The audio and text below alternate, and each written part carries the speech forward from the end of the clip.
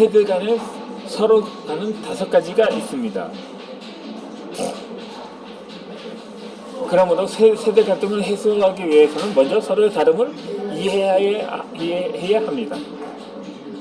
젊은 세대와 기성세대는 과연 무엇이 다를까요?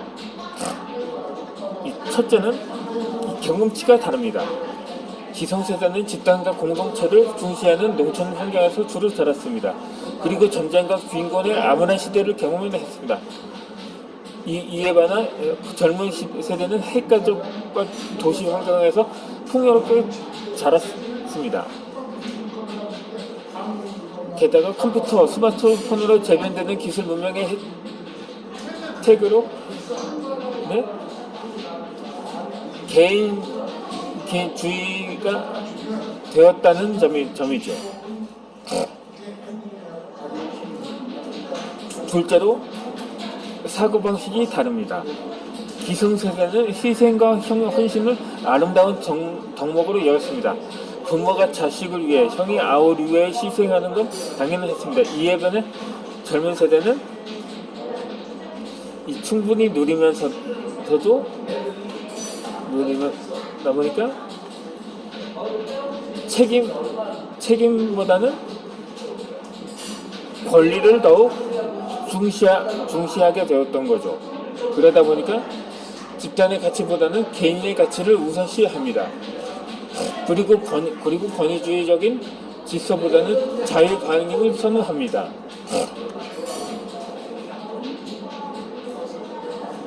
셋째는 표현 방식이 다릅니다. 기성세대는 상명하복의 위기 질서에 익숙합니다. 그래서 말로 상대방을 설득하는 게 여간 어려운 일이 아닙니다. 자유로운 대화나 토론도 어색하기만 합니다. 젊은 세대는 수직적인 소통보다는 수평적인 소통을 추구합니다. 상대방의 견해나 감정을 존중하고 리뷰나 피드백 등 중요시한다는 거죠. 넷째는 이해 능력이 다릅니다. 기성세대는 암기 위주의 교육을 받았기 때문에 기존의 지식을 답습하고 모방하는 데 능숙합니다. 사회 질서의 가치, 기반 또한 기꺼이 수용합니다. 이에 반해 젊은 세대는 모든 것을 질문하고 모든 것을 의무시합니다. 개방된 인터넷 환경 덕분에 멀티태스킹이 가능한 거죠. 젊은 세대는 주어진 답이 아닌 자신만의 답을 찾으려 한다는 거죠. 다섯째는 공감 능력이 다르다는 데 있습니다. 기성세대는 공동체의 가치는 문화적 동질성에 공감합니다. 이에 반해 젊은 세대는 차별이나 불평등, 환경오염 등의 사회 문제에 공감하고 분노합니다. 예전에는 어르신에게 자리를 양보하는 게 당연한 미덕이었습니다. 하지만 젊은 세대는 단지 나이 때문에 양보하는 건 합리적이지 않다고 여깁니다.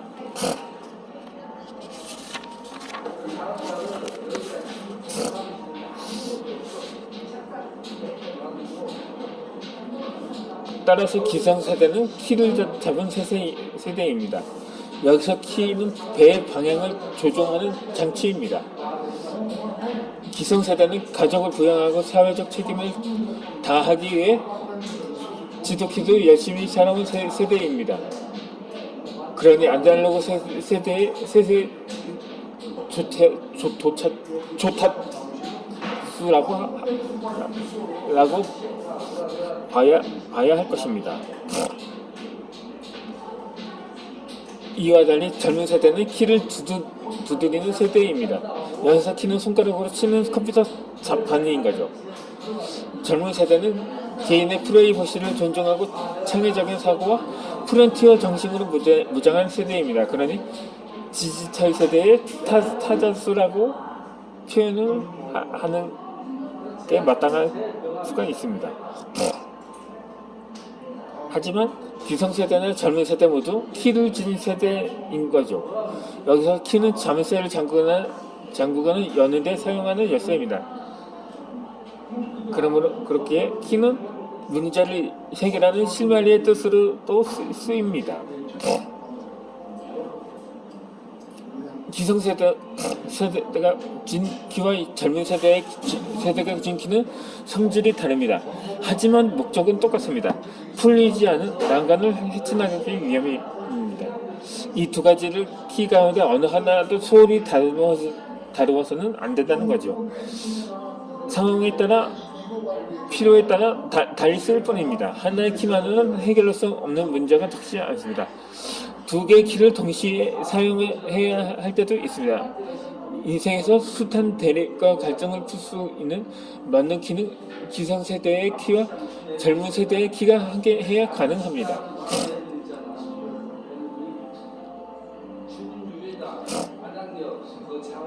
요즘 편의점에서는 특이한 제품이 눈길을 끕니다. 밀가루 상표로 익숙한 고미나 부드하게 그려져 있는 말이 맥주로 변신한 것입니다. 예전의 브랜드를 새로운 품목으로 탄생시킨 제품들인 거죠.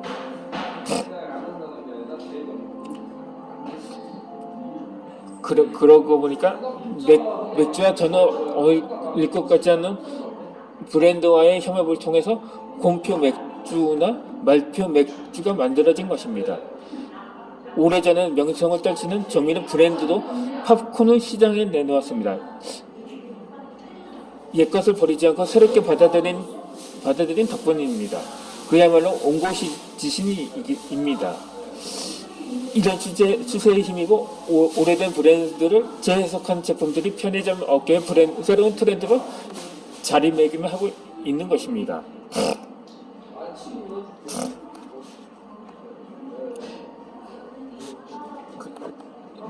뉴트로는 새롭다는 의미와 뉴와 복고풍이라는 의미의 레트로를 합성한 신조어입니다.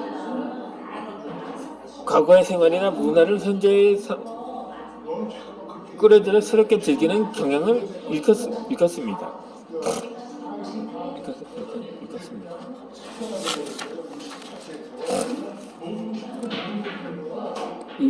그래서 레트로가 과거에 대한 단순한 생수라고 한다면 뉴트로는 과거의 적극적인 현재화라고 할 수가 있습니다.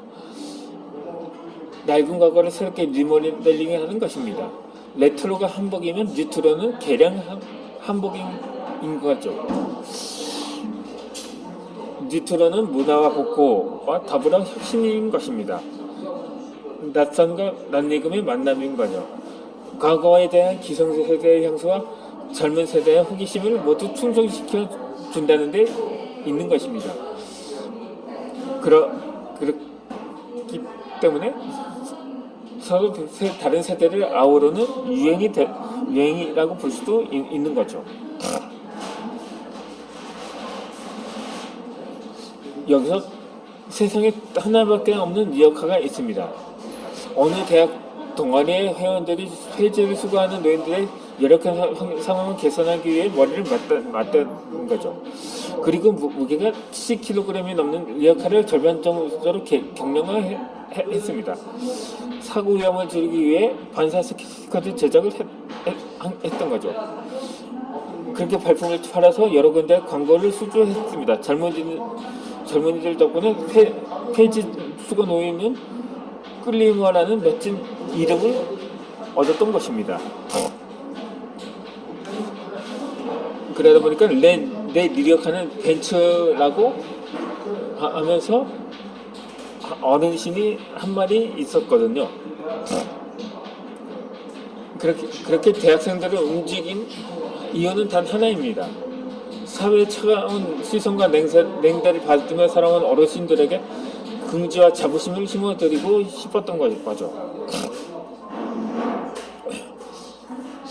이에 한 기자가 질문을 했습니다. 끌리머가 된 지는 뭐가 제일 좋으세요? 라고 했더니 그 어르신께서는 제일 좋은 건 기분이라고 대답을 했다는 것입니다. 이렇게 선한 영향력으로 세상은 조금씩 달라지고 있습니다. 이제 막 어르신들과 이들의 아름다운 동행이 시작되었다고 볼 수가 있는 거죠.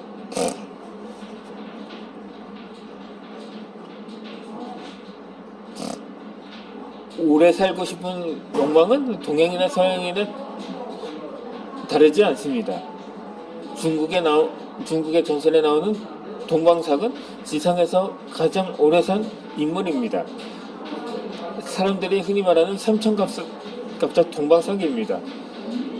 한 갑자가 60년인데 3,000갑자를 살았다니 물어 28만 년을 산 셈인 거죠.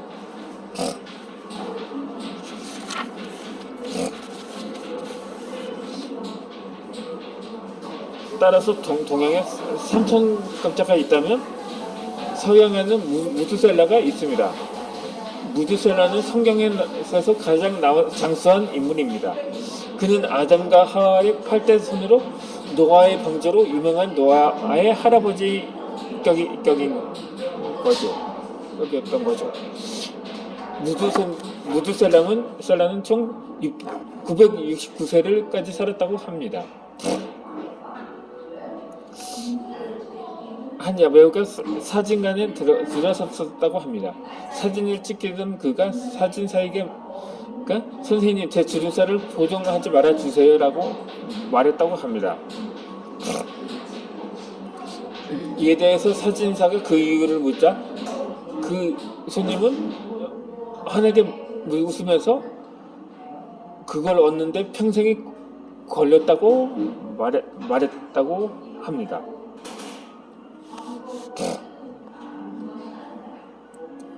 이 나무가 열매를 맺기 위해서는 모진 비바람을 견뎌야 합니다.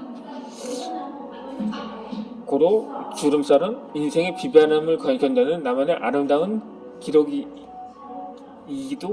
한 거죠. 그러니 내 얼굴에 핀 건 주름살이 아니라 주름꽃이라고 해야 할 것입니다.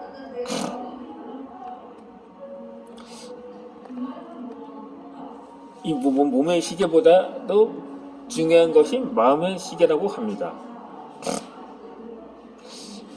1979년도에 하버드 대학교의 심리학과 교수인 엘렌 랭어는 정신이 신체에 미치는 영향을 연구했습니다. 이른바 시계 거꾸로 돌리기였습니다. 마음의 시계를 거꾸로 돌려 몸의 시계를 되돌린다는 취지로 시행된 심리 실험이었습니다. 이 랭어 교수는 70대 후반에서 80대 초반의 어르신 8명을 20년 전인 1959년도 환경에서 생활을 했다고 합니다. 1979년에서 1959년으로 시계를 거꾸로 돌렸던 거죠. 일주일째 그들에게 놀라운 변화가 일어났습니다. 참가자들의 신체 나이와 기억력이 50대 수준으로 향상된 것입니다. 한마디로 회춘이 되었던 거죠. 우리나라에서도 참가자 6명이 7일 동안 30년 전에 시간여행을 떠났습니다. 결과는 마찬가지였다고 합니다. 이 시계 거꾸로 돌리기 연구는 인간의 마음가짐이 얼마나 중요한지를 잘 보여줍니다. 노화와 인간의 한계에 대한 고정관념을 깨는데도 기여했습니다. 넓게 생각하고 긍정적인 마음을 가지면 노화를 늦출 수 있다는 믿음을 갖게 한 것입니다.